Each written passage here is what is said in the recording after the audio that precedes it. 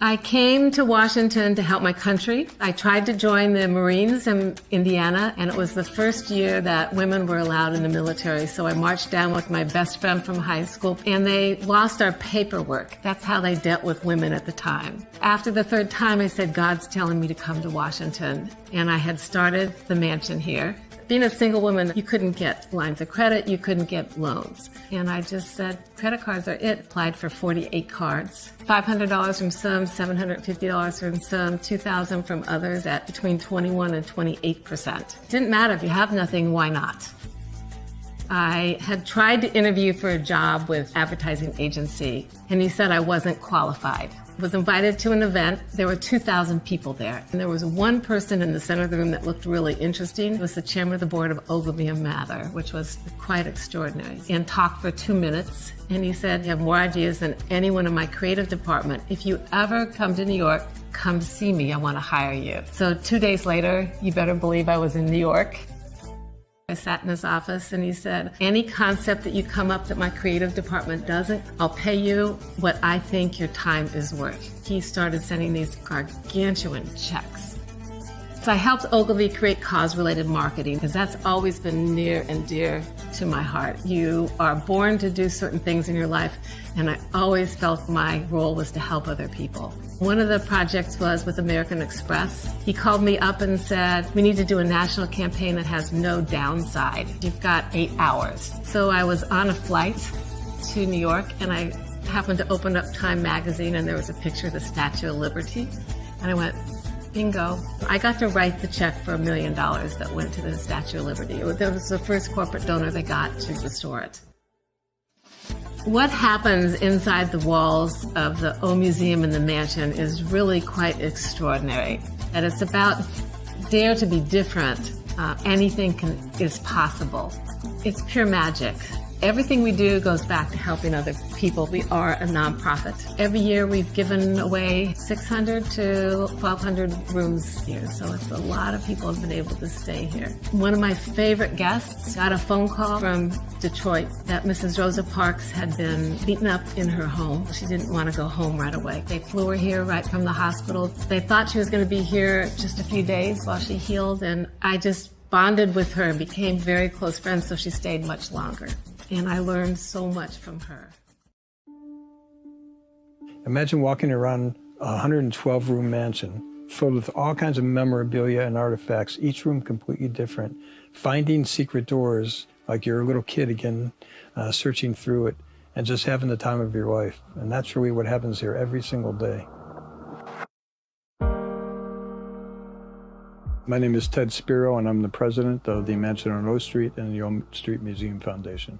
It's 5 interconnected townhouses as old as 1892 and as new as 1985, 32 bedrooms, 35 bathrooms, 30,000 square feet.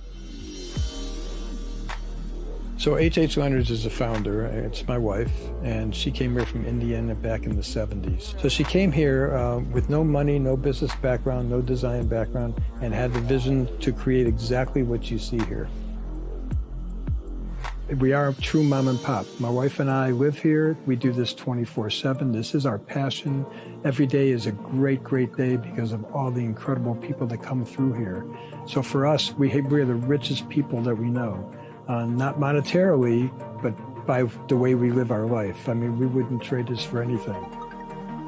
Many people have come through these doors, including Mrs. Rosa Parks, who spent about 10 years of her life here whenever she was in Washington, D.C., as part of our Artists and Heroes in Residence program, which is a big part of what we do here.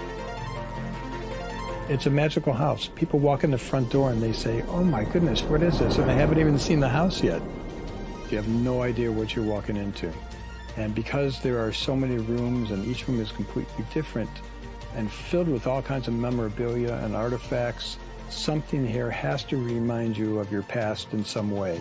There's dates and heights on this doorway. That's kind of cool.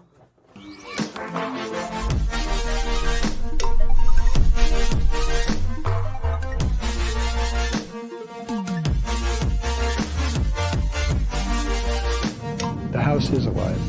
It's alive because it changes every day. Things are donated to us all the time. We sell things all the time, so the rooms change all the time. You can walk in here a week from now and it'll look completely different to you, and you'll get a whole different experience.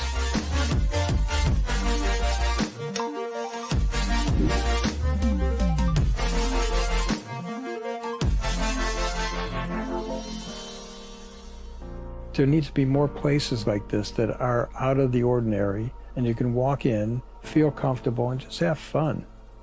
We all need that.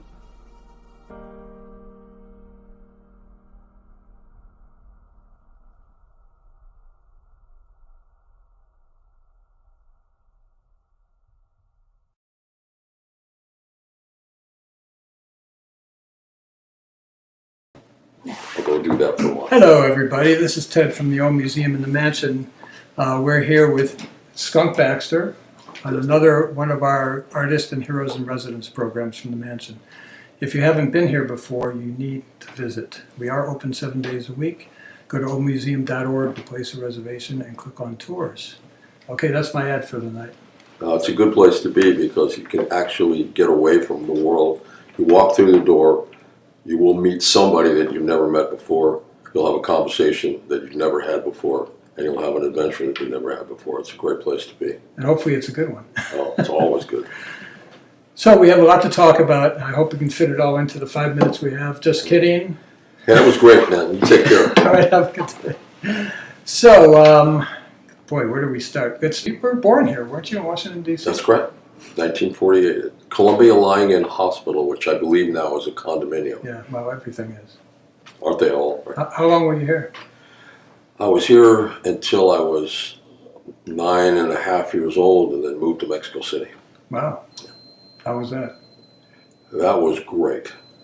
I would highly recommend to any parent to take their child to a foreign country to grow up because the point of view is good, Yeah. the input, the culture. It's a really good thing to do. In Mexico at the time, I mean, I still have a big place in my heart for Mexico, but at the time it was a beautiful place to live. Rained every day at 4 o'clock, cleaned everything up. Well, it's just a wonderful place to be. And then you went to where from Mexico City? Moved back to New York. Moved to New York for a year, and then Mexico City. My parents moved to New York, and then I went to prep school in Connecticut for a while I was still in. At some point you picked up the guitar. I mean, I'm sure you had early and late influences. What brought you to the guitar? How did that happen? Well, I wanted my parents gave me a guitar when I was 10, pissed me off because I wanted a bicycle. I didn't want anything to do with it. So I hung it on the wall for about 3 or 4 months, and a buddy of mine named Kirk Bundy, who lived in the apartment downstairs, said, if I teach you some chords, I'll have somebody to play with. So, yeah, I mean, I was already taking classical piano, so I was kind of into the piano. Okay. And something about that, when I actually picked up the guitar and started to get into it, it's kind of... That was the end of it. Exactly. I have a list of questions here, so I don't forget anything, because it's very important. Stand by. Okay. You've done a million of guitar solos that everybody knows. Does one stand out that's like your favorite guitar solo? Gee, I don't know. It's like saying, who's your favorite kid? I know. Well, but you do have a favorite kid, right? No, I love them both. They're so awesome. I really, honestly, I just can't say. I don't know what it would be. Maybe Ricky, Don't Lose That Number. I think I like that one. But I mean, I'm just saying that because I don't know what else to say. I love them all. They're like my kids. Yeah. So, you do it in the studio, you work it out, and then you do it live. Sometimes it all depends on the situation. Especially as a studio musician, you don't know what's on the other end of the door until you walk in. Sometimes they write it out. Sometimes they leave a 16-bar space to say, we want something like, or in the case of when I did the Hot Stuff with Donna Summer, they just said, play what you want. So we really never know. And then because I kind of believe that guitar solos are miniature compositions, I try to approach it in that way where I look at the song and then how do you compose something inside a composition. How do you interface a composition into a composition and try to think it out a little bit? But there are times when the Donna Summer thing, for instance, I just started wailing. You know, I had a 6-pack of Bud, a cheap guitar that I bought for $25 down at the Guitar Center, and plugged it in and just went for it. And when did you were in New York City, when did you start working at Jimmy's? That would be 1963. I was going to boarding school in Connecticut, and instead of flying back to Mexico City during the holidays, because they were pretty short, you know, a lot of traveling, so I would stay in New York and walking down 48th Street, the musical instrument mecca at the time of the world, and stopped in front of Jimmy's Music Shop. Frank Squilacci, one of the owners, Frank and Jimmy, was speaking to a gentleman who didn't speak English. And I guess, I don't know how this ever came about, but I think when people, especially Americans, don't speak the language, the first thing to do is speak louder and softer. Yes. I mean, louder and slower. Yes. So he's saying, strings la bella. And the guy's looking at him like he's from, you know, Planet Zontar. So I could see that he spoke Spanish, and habla español. Sí, bueno, ¿quieres comprar unas cuerdas? Sí, la vela, bueno. Okay, and then I translated for Frank. But we're going to put subtitles here later, so Right. if you watch it back. Chiron, all that stuff. And he made the sale, and Frank was a sweetheart. He said, "Do you want a job?" And I said, "Yes, sir, that would be great. My problem is that I can't only be here over Christmas vacation, Easter vacation, and summer." And he said, "We don't care. You know, we'd love to have you." And that's kind of how all that started. And you moved in. Kinda, yeah, you know, kinda. Well, I would stay with friends during vacations, and in the summertime, I would stay with friends. And then when we moved back to New York, I also stayed, you know, with my parents. But it was a great experience. And then after working at Jimmy's for a little while, two wonderful things happened. One was because at night, since each store could only have one franchise. Like all the stores couldn't have a Fender franchise, only one could have it, Gretsch and Gibson and Rickenbacker. And so at 6 o'clock, they basically closed the street down, and all the stock boys, you know, all of us that were schlepping 200 Fender Twin Reverbs up 6 flights of stairs in the middle of August and getting paid $1.25 an hour for it. We would all get together, and they would the music stores would start trading. I'll give you 2 Fender Jazz Masters for one Rickenbacker 12 string. They would trade so they could all have stock. Sure. And that's when I met Henry Goldring from Manny's, who was sort of the guru of Manny's, which was definitely the Mount Olympus of 48th Street. Sure. And he took a liking to me, and he kind of kept an eye out on me for the times that I was there, since I wasn't with my parents. And then I was at Jimmy's for about a year and a half. And because I grew up in Mexico and I didn't have anybody to repair guitars or amplifiers, I had a U.S. Army Corps of Engineers radio manual that my dad gave me, which actually Leo Fender lifted the equalization circuit from that for the first Fender guitar. That's pretty cool. For Fender amps. And I met a very, very nice, very older Mexican gentleman who was his son played on my baseball team, and he was a TV repairman, so he let me work in his shop a little bit, taught me a little bit about which way the electrons go. And so I started repairing guitars, and Dan Armstrong, who had the guitar repair shop and customizing shop on 48th Street, noticed there was no guitars coming out of Jimmy's. And so he came down and he offered me $5 an hour. From $1.25. From $1.25. And of course, $5 an hour to repair guitars for 2 hours and then just hang out with Danny and the greatest guitar players on the planet. Sure. Sam Brown, Eddie Deal, you know, all these incredible players. And every guitar player that I knew of would come to Danny's. I mean, it was any day there would be Mike Bloomfield and Frank Zappa and just different players hanging out playing. It was kind of like the College of Musical Knowledge. It was great. They just go in the back room and jam and try out different equipment.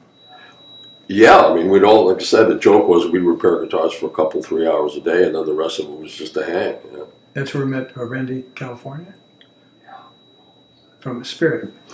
That's right. Yep, Randy came up to Dan's too because I had a Telecaster. I met Danny Korchmar because Danny had brought a Telecaster that he wanted somebody to do something to. Sure. And of course, everything is guaranteed that I did for life. So Danny actually called me last year. We still stay in touch. But Cooch called and said, "Remember that Telecaster you did for me?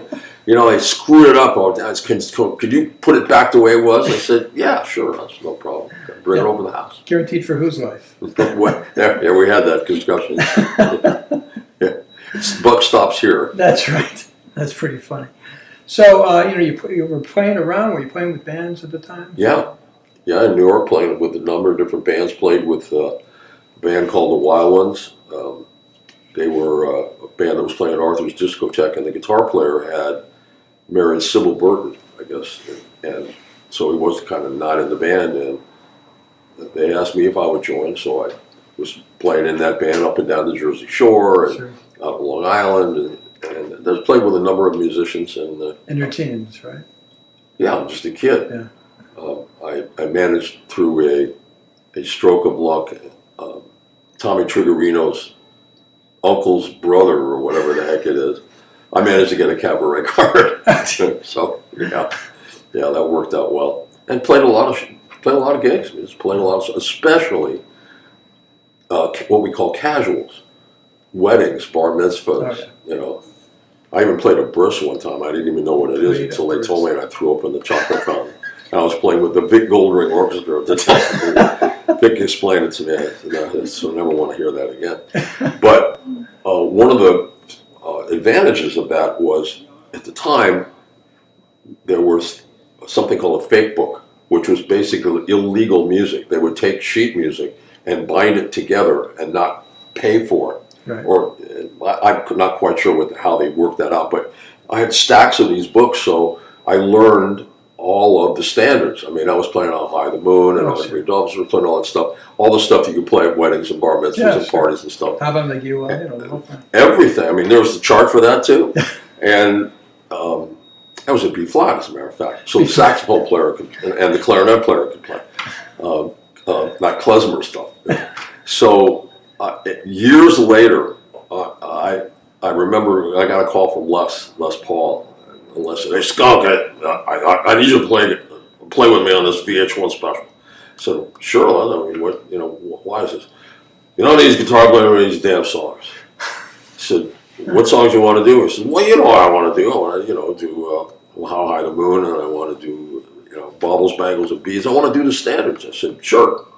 And you got to play bass because none of the bass players know the goddamn songs." So, okay.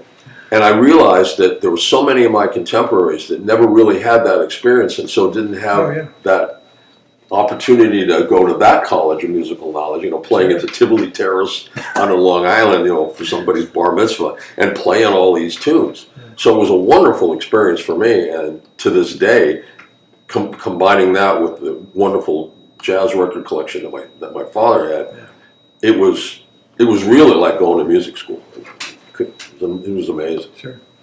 And then, of course, we got to talk about the famous story of you playing bass with Jimi Hendrix. Well, this is... Little thing goes like this. Yeah, exactly. It started as a seed that has grown into a mighty oak tree. I was working at Jimmy's at the time, Jimmy's Music Shop, and Jimi Hendrix, who actually was under the stage name Jimmy James, he had a band called Jimmy James and the Blue Flames, with Randy, California, playing in the band. And he came into the store and he brought this beat-up Fender Duosonic that I guess he'd been using, and he was looking for another guitar.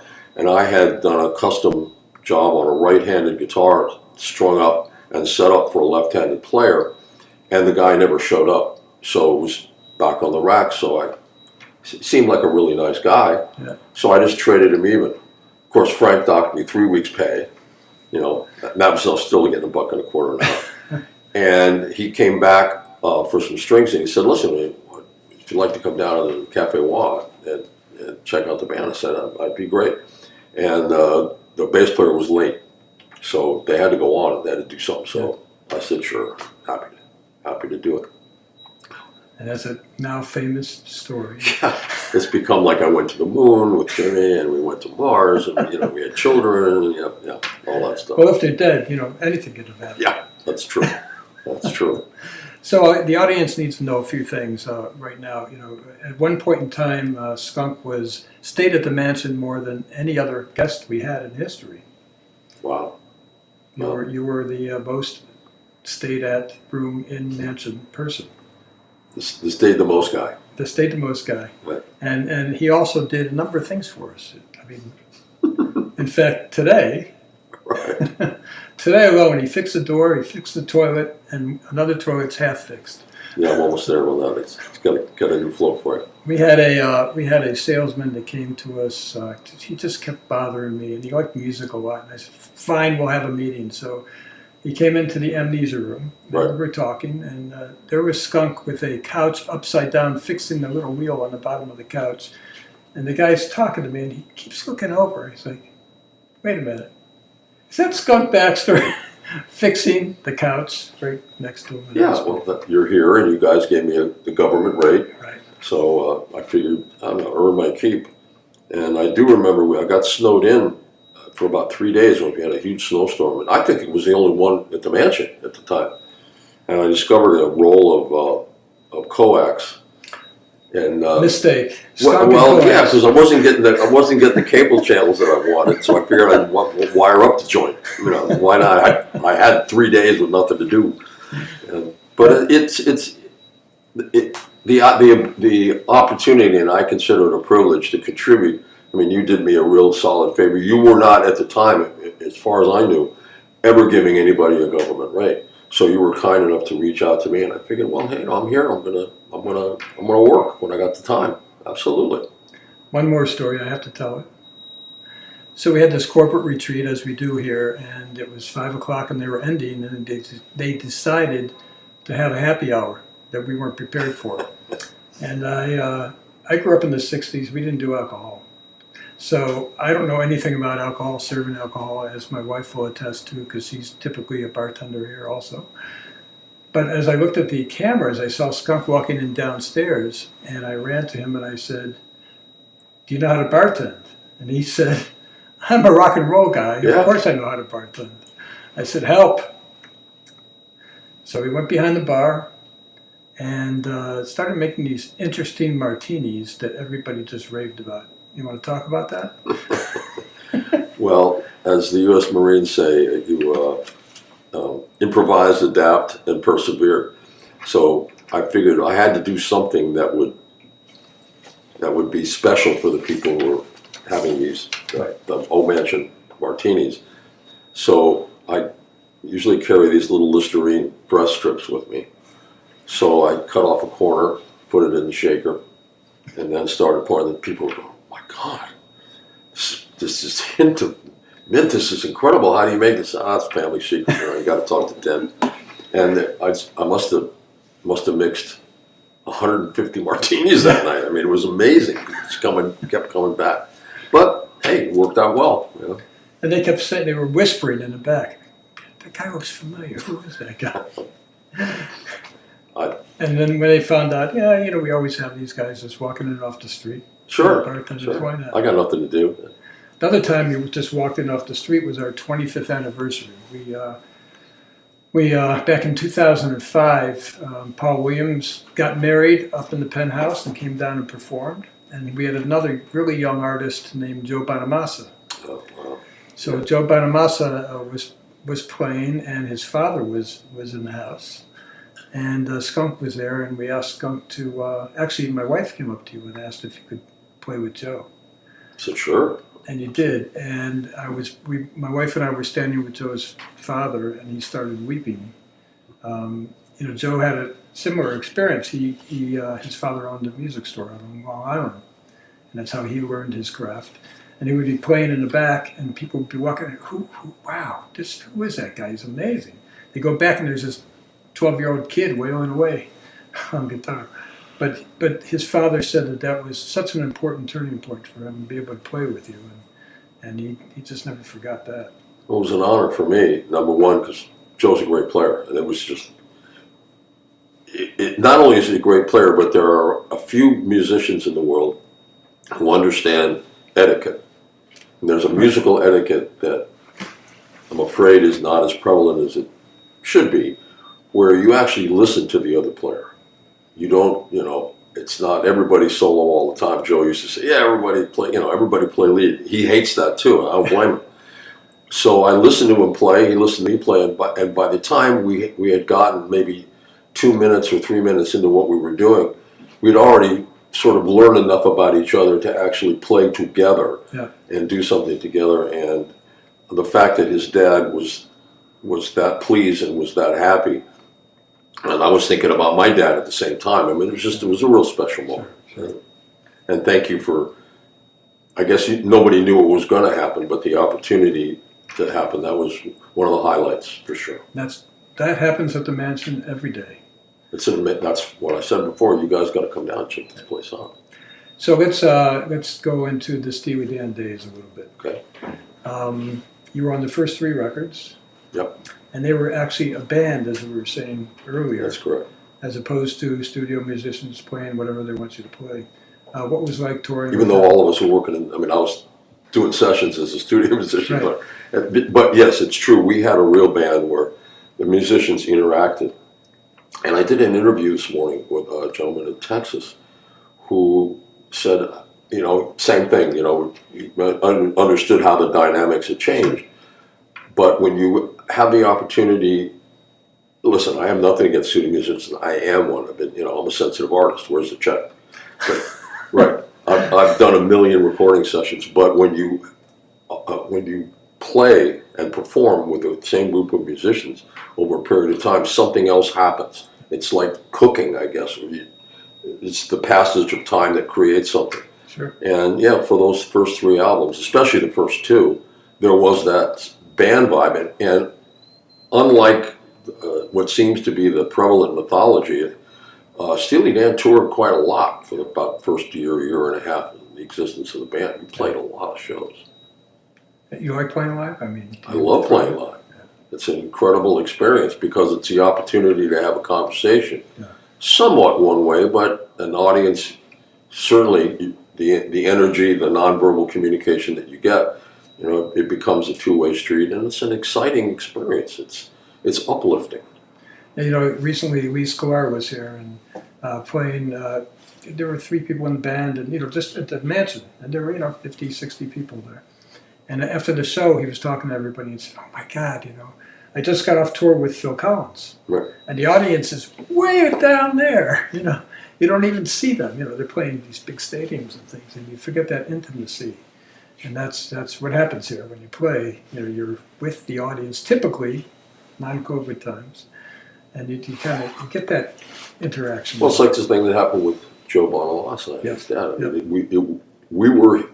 We were all here, yeah. Right here, yeah. And it was like having a conversation. That's very rare to have a place like this on the planet Earth where you could expect. Not only have it, but actually, the mansion has become known for a very special place on the planet where things happen. Good things. As my wife says, we believe in miracles. Things happen. That's our theme here. Yeah. Things happen here every day because people communicate, and that's really what happens. So then you brought Michael McDonald into the band? That was... Mike was playing in a club in down south of Los Angeles, Huntington Beach, and myself and Walter Becker had somehow or other we ended up down there, and we'd heard him play, and we went, wow, first of all, it'd be great to have. The guy's a wonderful vocalist. Yeah. And it'd be great to have a second keyboard player, so that Donald didn't have to, concentrate so much.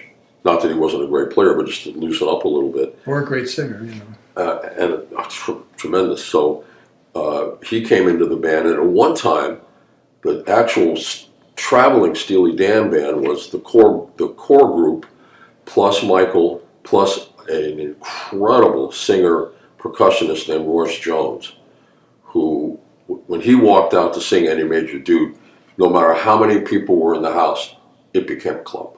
Wow. It's one of those guys where it's just like we talked about before. Yeah. And the 2 background singers were background singers from David Cassidy's band. just killer lady singers. So for a while, it was it was a really big band. As a matter of fact, the encore song that we did was the Do Ron Ron, because everybody, it's something about the vibe of that song. And so we actually had a real band for a while. And then how did the Doobie Brothers thing happen? Well, being a musician and always wanted to have as many gigs as I could all the time, whether it was playing in the house band at the Palomino or whatever it was, going out on the road with Johnny Rodriguez or whatever. I was in kind of 3 bands at the same time. I was Steely Dan, Linda Ronstadt playing steel for her band, and the Steely Dan had opened up a number of shows for the Doobie Brothers. And after a while, one of the members of the Doobies said, "Would you like to sit in with us?" And I said, "Sure." So I wrote out a couple of charts and kind of got familiar with the music. And then it was 3 songs, and then it was 5 songs, and then it was half the set. And then by that time, I was going out touring with them. And so we were in Nebworth in England playing a big outdoor festival when I guess I talked to, I don't know if it was Denny or if it was Walter, I can't remember at the time, and said, "We really don't want to tour anymore." Yeah. And I said, "Well, okay, I'll go do something else." Yeah. So I hung up the phone and I said, "That's kind of it for me and Steely Dan." And Pat said, "Well, you're in the Doobie Brothers now." I went, all right. "Oh, yeah, okay. You're gonna pay me? Let me make a call and we're good.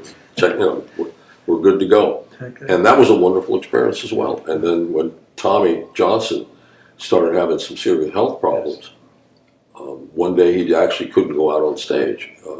We were at the LSU, the Louisiana State University, huge concert, and Tommy just couldn't make it out of the dressing room. We sort of sympathize. We're not going to force somebody to do something that they can't do. And so I went out and said, "Listen, the audience," I said, "we'll give you your money back, or give us 10 days and come back and we'll put on a show." I wasn't really sure how this was going to work, but sometimes you just gotta take command. So immediately I got on the phone and I called Michael McDonald. I said, "I'm sending you a one-way ticket. You need to join the Doobie Brothers now." Yeah. And he said, "Okay." Got on the plane, came out. We rehearsed 8 hours a day for 10 days or 9 days, and we went out and they gave us 5 encores. Wow! And that was the time. It was kind of like a Fleetwood Mac. There are bands that went through the metamorphosis and came out the other end doing very well, and I think that's what happened, getting Michael. And yeah, sometimes you have to make a command decision. Yeah. And your encore was the Do Ron Ron? Well, it was reinforcement, certainly. At least we knew that I wasn't going to die a horrible death, back at the dressing room, being pummeled to death by my band member. And probably back then you started on a solo album. That's what it seems like. On this solo project, this is my first solo endeavor. It's the last thing on my music bucket list. Okay. The last thing. And I started with my friend and incredible musician in his own right, C.J. Vanston. We just, after we're doing tons of jingles in Chicago, that's where I met him. We used to work at Universal Studios a lot, and I kept getting calls to fly to Chicago to do commercials. And I met CJ at one commercial with Bobby. I'm not going to say his last name. He passed away a few years ago. Wonderful guy. But I was sleeping on the couch at Universal because what the hell, why would I sleep in a hotel? The downbeats at 7 a.m. You're going to keep working until midnight. So what the hell? It's just I'll order in and sleep. So about 7:30 in the morning, Bobby comes in, baked. It's completely baked. And he says, all right, okay, guys, are you ready? I looked at CJ, I said, yeah, I guess we're ready. So, okay. So he starts handing out the music. And it had Hyatt Hotels as a title. It had a time signature, had a key signature, and it had 64 bars with nothing else. And so I looked at CJ and he looked at me and I said, "Yeah, give us a click. Let's do this. Count it off." And we started to play, and we were just improvising as we go. The client liked it. Yeah. Saved Bobby's butt. And from then on, I said, if I ever do a solo record, I would really like to do it with you, because there's some kind of, the same thing that I felt with Joe, only really on steroids, where there's this non-verbal communication capability to play music together. As a matter of fact, on the solo project, there's 2 songs. One is called Giselle, and the other is called Juliet, that we actually wrote while we were playing. Wow. Composed it on the fly. Wow. And so I said, whenever this happens, I would really like to work with you. So we went back on the track list when we were putting together the final record, a couple of months ago. And there's a song called Insecurity on it, written by somebody that was a great guitar player in a band I produced called Sneaker, sung by another great singer from a Canadian band called Agent. And the date on it was 1989. And I thought, God damn, it's okay. So it's been going on for a while, and now 33 years that would be. Yeah, and the coin jar is full, so it's time to roll them up into pennies and start again. So that's what this solo album is the culmination. Speed of Heat. Speed of Heat. Yes, it's CJ is an aviation buff, and of course I spend in my day job. I do a lot of stuff with military aircraft, and so the working title was Speed of Heat, which is the phenomenon of the thermodynamic phenomenon that takes place when an aerodynamic body approaches the speed of sound. And so it was the working title, and the president of the record company, Dave Hirschland, said, I love this title. We should call the album Speed of Heat. I said, okay, do you know what Speed of Heat is? No, I don't care. I just love the title. And he was very sincere. He said, okay, great, that's what it'll be. It's fine with me. It's fine with CJ. We'll go do it. So that's kind of where the title came from. See, I knew it because it was a Jeopardy question the other day. Oh, no, okay, all right. What is the speed of heat? Right. So you're actually in the Rock and Roll Hall of Fame. Remember? That's very kind of them to do that. Yes, that was very nice with the doobies. So I think, again, I've checked off everything. I wanted to produce an album that became a #1 record. Right. Which was Billy and the Beaters. I wanted to play in a band that had the #1 record, so we had a number of those. I wanted to be a studio musician on a #1 record, I had a number of those. Everything I wanted to do, I even wanted to engineer one, and I worked on a record with Phil Ramone, a David Cassidy record, as an engineer, so I wanted to do that. So everything's checked off except this. Son, daughter, grandkids. Oh yeah, All taken I'm care of. luckiest man in the world.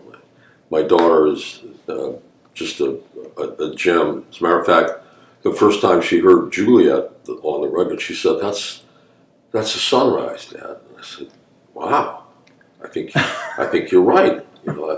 She could visualize that. My son Fender, which is his mom's idea. Yeah. Former Special Forces, so he's got his stuff together. Yep. And I'm just proud to have wonderful kids and wonderful grandchildren, and hanging out with the grandchildren. They want to hang out with their Papa Skunk and have Papa Skunk play guitar. I've discovered this other thing that everybody talks about until you don't know it until it happens. I mean, you're the same thing. I mean, you have wonderful children. You have this wonderful understanding, and I think everybody in this room understands the joy of having your progeny close to you and being able to reflect not only on your life, but they are like little mirrors. And you learn a lot more about yourself. It's like, I remember Faith, my daughter, one time when she was at the house, she pulled out an LP from the shelf and she said, "You can play both sides of this?" I never really thought of that, but yeah, you're right. What a concept. Absolutely, what a concept there. Never all these years. After all these years. But that's what a daughter's good for. But, and as Art Linkletter said, children say the darndest things. Yes, they do. And they give you wonderful insight. Yeah. They say things from an honest point of view. If they love you, they become like riding stagecoach on a shotgun, riding shotgun on a stagecoach as you're delivering the mail. They're just there to give you, to reflect Sure. your life. We were in Nashville once, my daughter and I, and we were talking to Paul Thorne and his band. And she said the greatest thing. She said, yeah, my dad taught me everything he knows, but not everything I know. And I thought that was the best one. That's a beautiful line. It was That's great. a beautiful line. I mean, it's actually a compliment. Yeah. Meaning that you gave her the tools Oh, yeah. to learn on her own. And a lot of people, frankly, these days don't have those tools. It's not that they're stupid, it's just nobody has taken the time to really give them those tools. Is there any time in your life, that one spark that somebody did something for you that kind of changed your trajectory? There's been a few, because I've been lucky enough to have mentors. In the military, we call them bubbas, people who have taken an interest in you and have looked out for you. There's certainly one story that I always remember.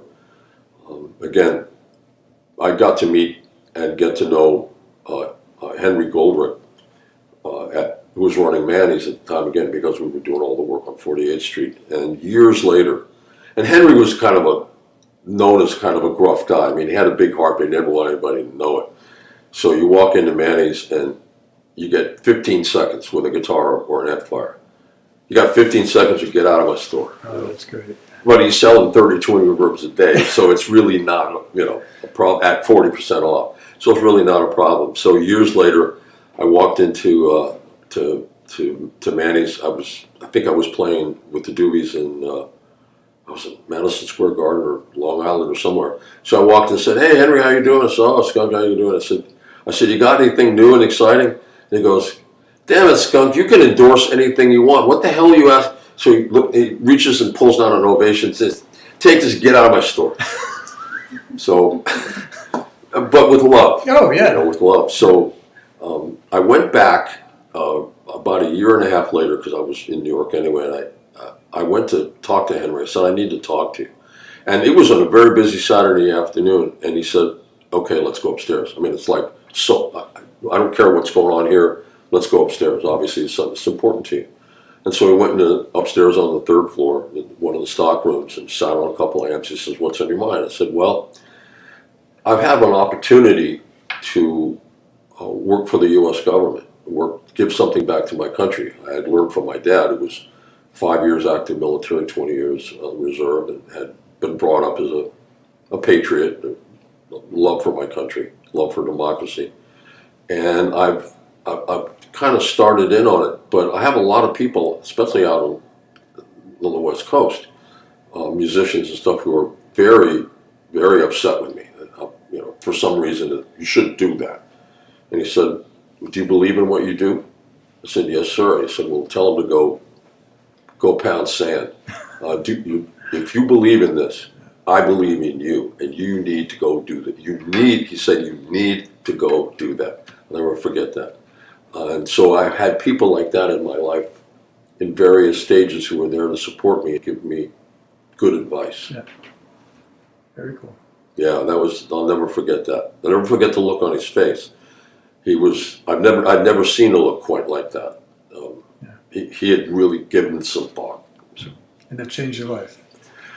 Well, it did, and I was at the Pentagon at 9/11, and that definitely changed my life. I realized at the time, when they asked for volunteers, they needed people with high-level security clearances, and they needed people who weren't married. And of course, I knew what that meant, that there was a possibility that there might have been some chemical or biological agents on that airplane that came in. You don't know. Sure. So, you suit up in the bunny suit, you put the respirators on, and you go in. And that was a very profound experience for me. I remember sitting out in the courtyard, they call it Ground Zero, where the best French fries I've ever had, right there in the Pentagon, sitting on a bench with Mike Kamen, who was the head of intelligence for the Missile Defense Agency. We were sitting there, and the fires were spreading through the roof, because it was an old building. Yeah. They built it in 1943, and the way it was constructed, the roof was hollow, so fires were moving around. They were having a very difficult time. Somebody brought some sandwiches. We were doing, 12-hour shifts, And I just realized, this country's been so good to me. I think it's time to give something back. And I didn't quit playing music, but I thought I needed to concentrate on a part of the world that has given me an opportunity beyond anyone's wildest dreams. Now we're zipping around in F-15s and doing all kinds of stuff. I'm having a good time. I enjoy my work. I really do. I get to play with big toys. Oh, yeah. And being a diode head anyway, as all guitar players are. That's right. Big toys, big toys. So I'm going to mention some names to you and just tell me kind of like a free association here. Dolly Parton. Oh, what a wonderful woman. One of the recordings I did with her was a piece of music for a movie called 9 to 5. I think I've heard of it. Well, it's just, you never know. And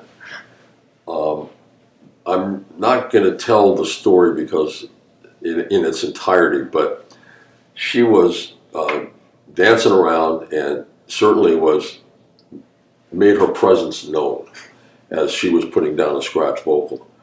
And I just remember the whole band falling in love with her.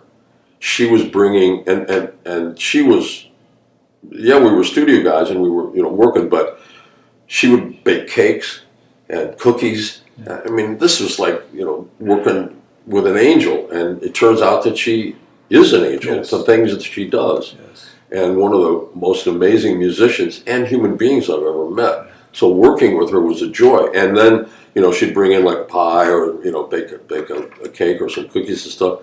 And maybe we were working a little bit over because I'd done a record with her, an album with her, some cuts on the record. And we went overtime, and usually, studio sluts like me said, okay, man, well, now it's time for a possible 20. It's a double because we're over here and I'm playing on the guitar and I'm overtime. So what do you want to do? Yeah. You got to pay me a double with the double overtime and yada, yada, yada, all that union stuff.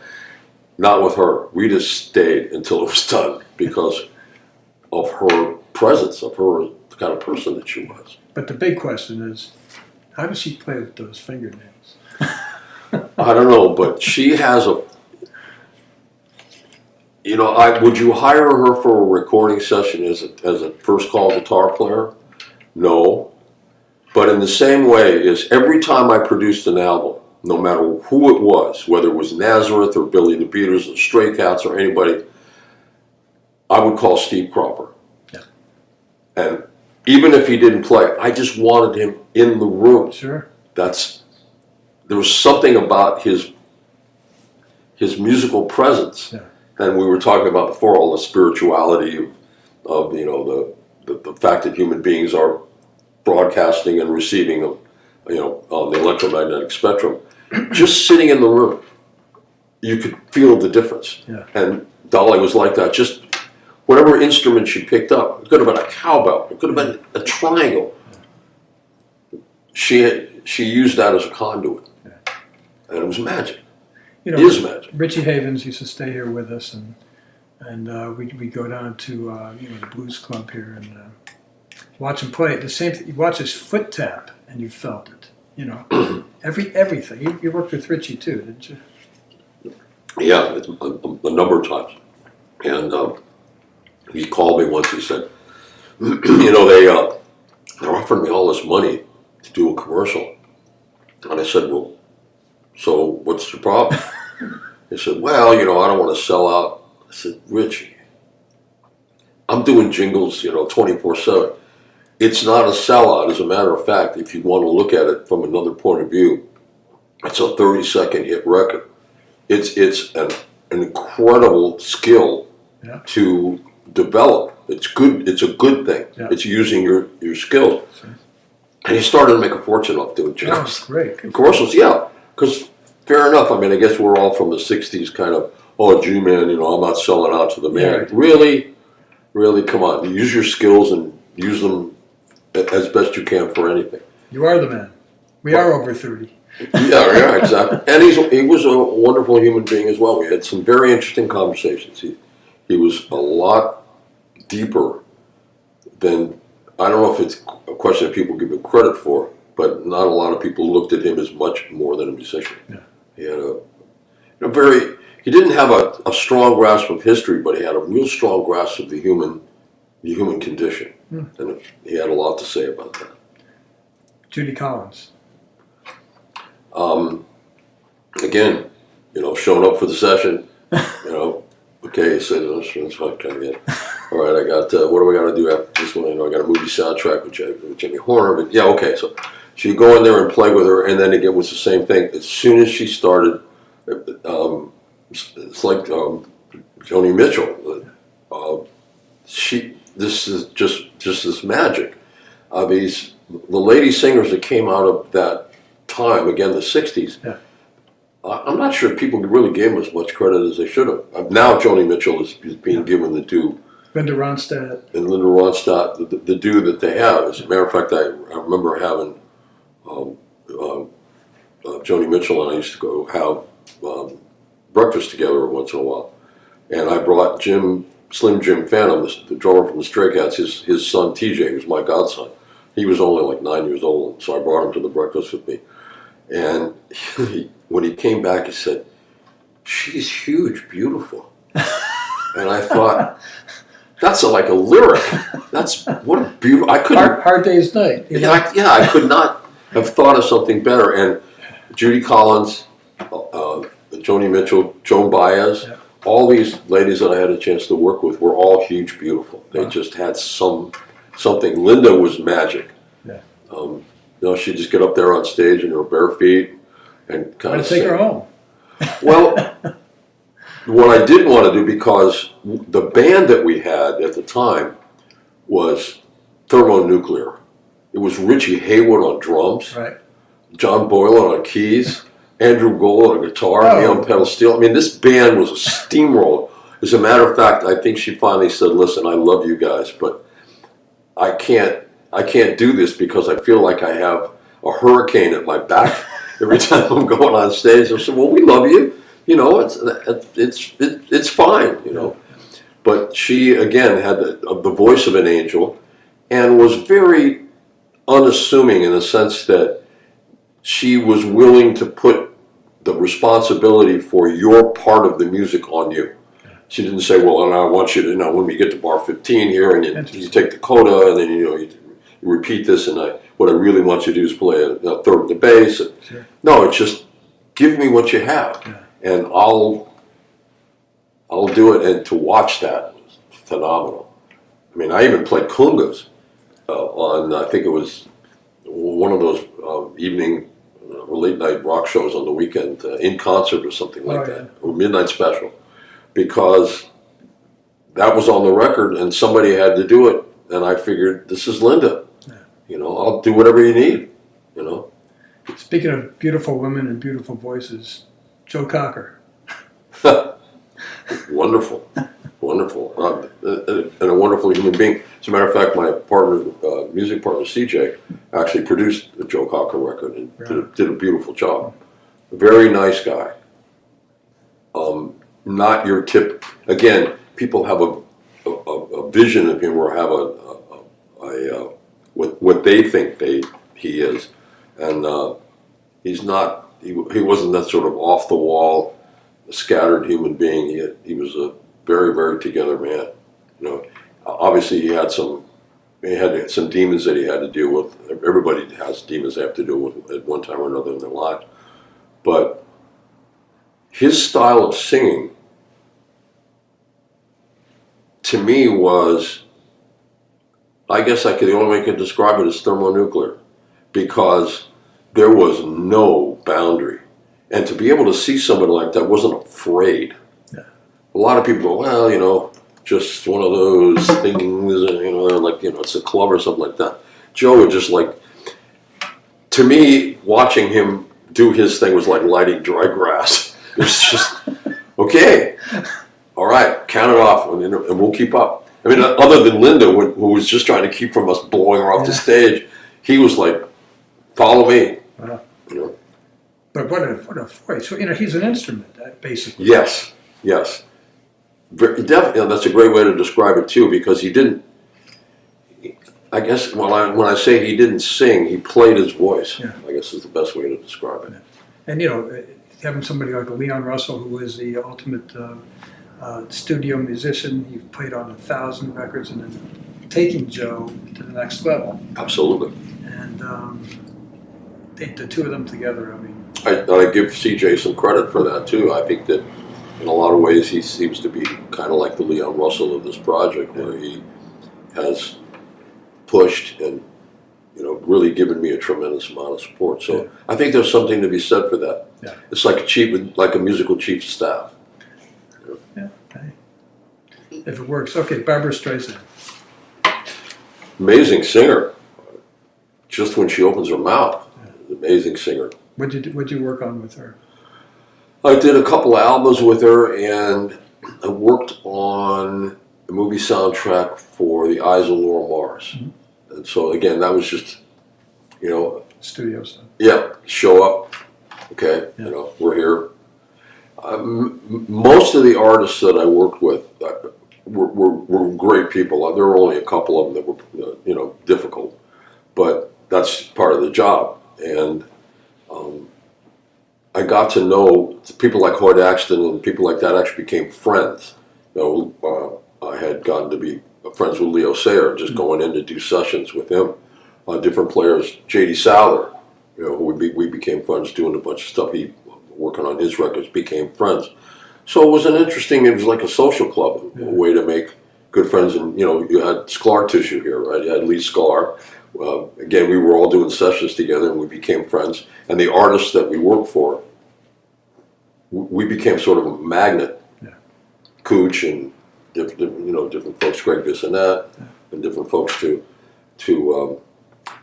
it created a social club. I would have never met these people if I wasn't a studio musician. Yeah. And that was really my goal.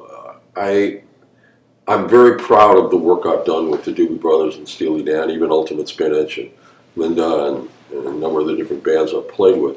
But my goal was really to be first call. I wanted to be that guy. Yeah. I had a tremendous respect for the Wrecking Crew. Tommy Tedesco kind of took me under his arm. Mm-hmm. Anyway, so to me the most important thing was to be a craftsman. I wanted to be the best at my trade. And I think every once in a while you have an aha moment when you know you're doing it right. Gary Katz called me. Gary was the producer for Steely Dan. He was producing a young lady, and he said, "Listen, I think I'm finished with the record, but I need you to come in. I want you to bring all your gear. I need you to sit down with me, and I need you to go through this record." So I said, "Okay, happy to do it." So I listened to the record, and I said, "Gary, you don't need anything. It's done." He says, "That's why I pay you triple scale." Because sometimes it's what you don't play. Yeah. It's understanding as a craftsman and as a tradesman that you're not there for you. Yeah. You're there to underpin, support, and as best you can amplify the artist that you're working with. Yeah, I'm happy to go out there, and of course I don't jump around on the trampoline or anything when I play live. I sit in the stool, and I wear headphones. It's like I'm sitting in the studio. Yeah. But to me, that's the art and the craft of playing. Yeah. That's the most important thing to me. So knock on wood, that's one box I checked off in my bucket list, to be a first call studio guy. Okay, a couple more here. Just Cher, same thing, studio. Wonderful lady. I mean, very, very kind. And the Cher sessions were, and I only did a few of them, but the Cher sessions were big. I mean, there were like 4 guitar chairs. Wow. And just, tons of players, big production stuff. And she was always very sweet. I mean, she would talk to the band. She would hang out with the band. She would, and her husband at the time, Sonny Bono, was a pretty decent guy as well. Yeah, he was okay. Well, no, I met him, when he went to Congress and started, when I started coming to Washington D.C. Yeah. Very, very nice lady. Yeah. Again, 99.99% of these people that I worked with were good players, good people, simply because they were musicians. I mean, there's some clowns, but very few.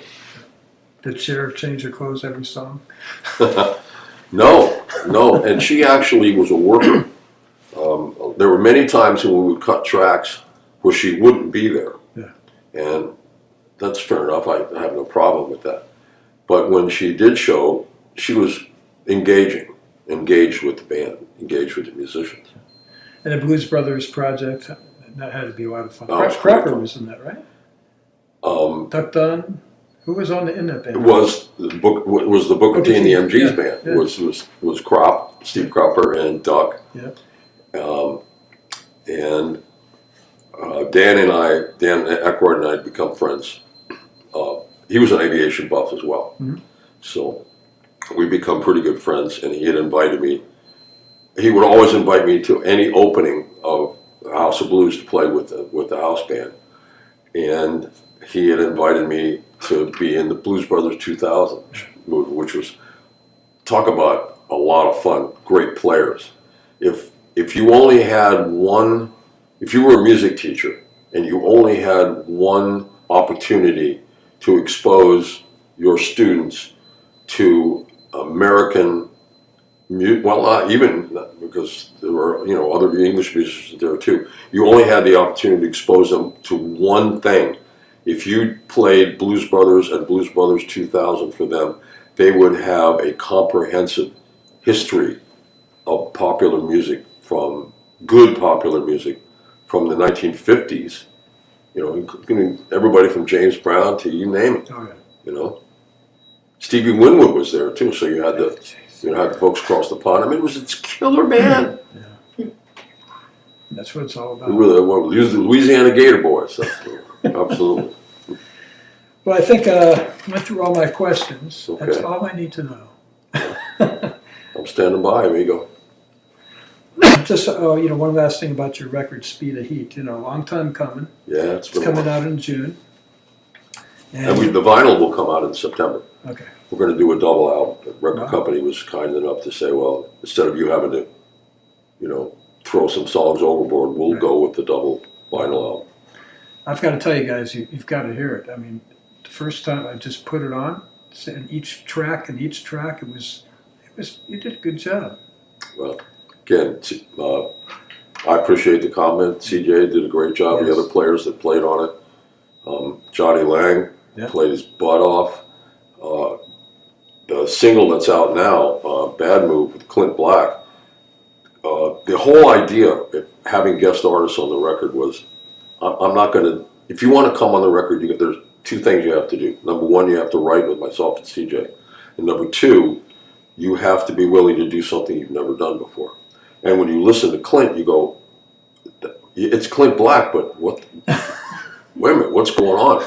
He kills it because he's such an amazing musician. All we kind of brought out of him. Yeah. And same with Mike McDonald. When you hear the song that we did with him called My Place in the Sun, he's never done anything like that at all, anywhere near. So it was the same thing. So for me, it was the joy of saying, okay, I know that you probably have to go in and make a record for the record company because they want you to do this, and you have to come here, and there's no boundaries. You have an opportunity to do whatever the hell you want to do. And the first thing Clint did was he was a big Steely Dan fan. We had played together and done a couple of shows together, done some things together. And the first thing he did was pick up the guitar, and he played this riff that has absolutely no connection to anything. Very Steely Dan. Yeah. And it's the opening guitar riff of the track. Again, inspired by whatever was going on in his mind. Nobody would ever let him play that in Nashville. Sure. No way. So there you go. So thank you for the compliments, and I think people will enjoy listening to other artists step out. There's another guy, there was a vocal that I had never heard before. And it truly surprised me when I heard it, and I looked, and it was Skunk Baxter. Oh, yeah, wow. What's that story? Well, the song is, I think you're referring to My Old School, which is the first single. It's a Steely Dan song. And when I was in Steely Dan, I would sing that live. I would sort of, you sing that. So, okay, I'll sing that. And the more we played it, because it was a band, the more we played it the more energy the song would develop over time. Yeah. Until I finally felt that, this is really a rock song. Yes, I think we did an excellent job with the song on Steely Dan on the record, but it wasn't exactly a high energy, performance. So I thought about it. I said, maybe there's a way to really inject some power into this. And so I cut the track, and I thought, gee, I gotta find somebody to sing this. And so I thought about Steve Tyler. So I gave Steve a call, and I said, would you be interested? And he said, oh yeah, absolutely. Send me what you got. So I sent him the track, and I did a scratch vocal on it, because he had to figure out what I had asked, what I would want him to do.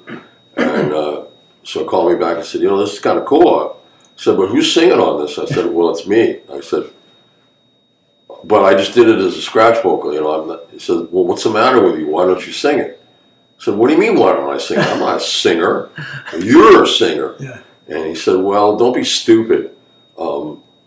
You should really sing this song. And I said, are you kidding me? And he said, no. And I figure he knows way more about this stuff than I do. So I took a shot. And there it is. So there it is. And it's awesome. There you go. Okay, we're going to wrap this up. And we do have an after show. There should be a link somewhere in the notes there where you can zoom in and talk to Skunk personally and ask him your questions. And that's a lot of fun. I'm standing by. Always a lot of fun. I just want to thank Susie Marklin because she's always active in our programs here. She is amazing. I can't even tell you half of the things she does, but she makes all this happen for us. And she's the biggest hearted person that I know. And we really thank Susie. I also want to thank John Bendis for his help in helping me prepare for this interview, even though we're old friends. You're just sitting here talking. Yeah. And I'd like to thank you for, again, another magic moment at the mansion. This magic moment.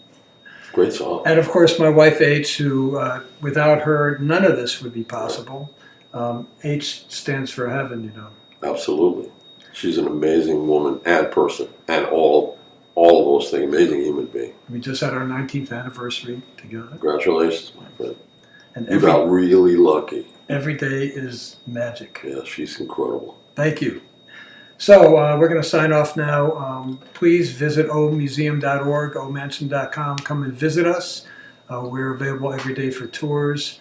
It's an incredible place. 32 bedrooms, 35 bathrooms, 30,000 square feet, 85 secret doors. We even have a special Chucky's room. Have you seen that yet? No, not yet. I'll have to show you Chucky's room. That's our newest addition. Oh. But we're open every day of the week, so please come and visit.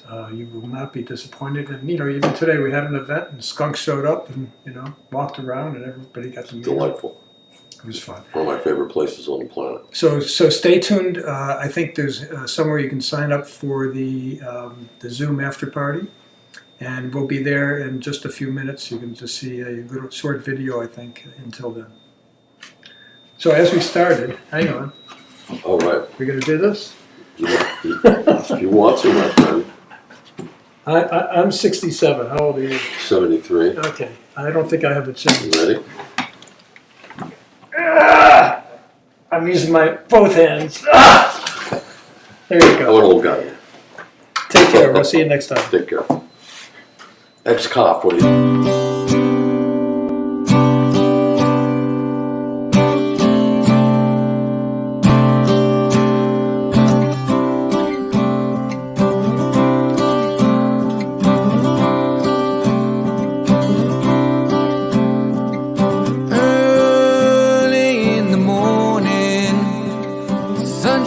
Warm and cozy, a gentle smell of roses.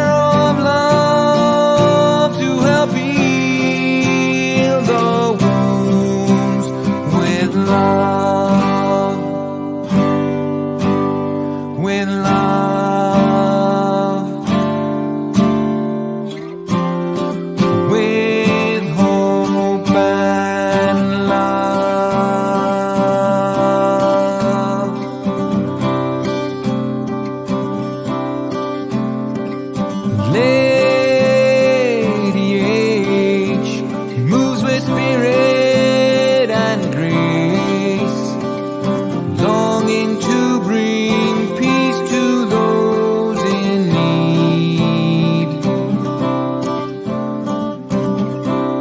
Music and the arts bring together all our hearts.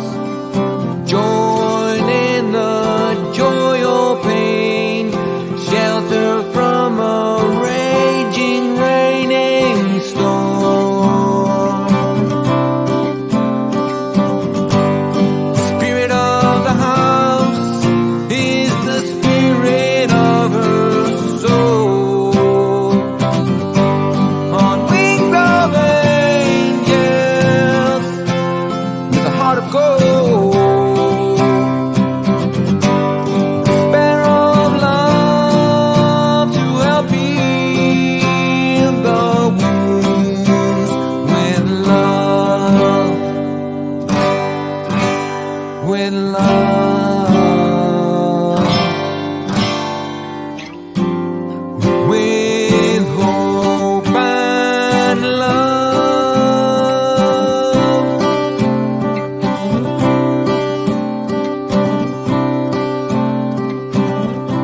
Deep in her heart lies the wisdom of Rosa Parks.